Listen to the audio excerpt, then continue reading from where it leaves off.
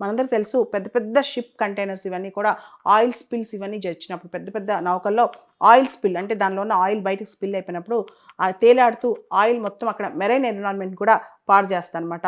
So ఇలాంటి పరిస్థితి ఇప్పుడు కేరళకు వచ్చింది. అంతేకాదు అక్కడ కంటైనర్స్ ఏవైతే ఉన్నాయో ఆ షిప్లో ఉన్న దాదాపు 60-70 కంటైనర్స్ 38 కిలోమీటర్స్ దూరంలో 40 కిలోమీటర్స్ దూరంలో చాలా ఫాస్ట్గా సముద్రంలో మహాసముద్రంలో ఫ్లోట్ అవుతున్నాయంట.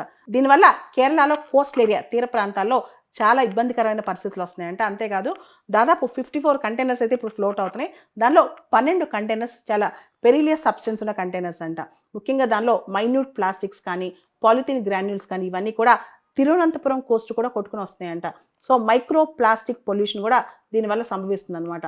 దాంతో గవర్నమెంట్ వాలంటీర్స్ని కూడా పిలిచింది. ఇమీడియట్గా ఈ ఏరియా మొత్తం బీచ్ క్లీనింగ్ ప్రోగ్రామ్ తీసుకొద్దాం, కంప్లీట్ క్లీనింగ్లో మనందరం పార్టిసిపేట్ చేద్దాం అని చెప్పి వాలంటీర్స్ని కూడా పిలుస్తుంది అనమాట. ఓవరాల్గా స్టేట్ డిజాస్టర్ రెస్పాన్స్ ఫోర్స్ కూడా దీనిలో ఇన్వాల్వ్ అయింది. ఈ డిజాస్టర్ని స్టేట్ డిజాస్టర్గా అంటే ఈ షిప్ రెక్కేజ్ని స్టేట్ డిజాస్టర్గా కేరళ ప్రభుత్వం ప్రకటించింది.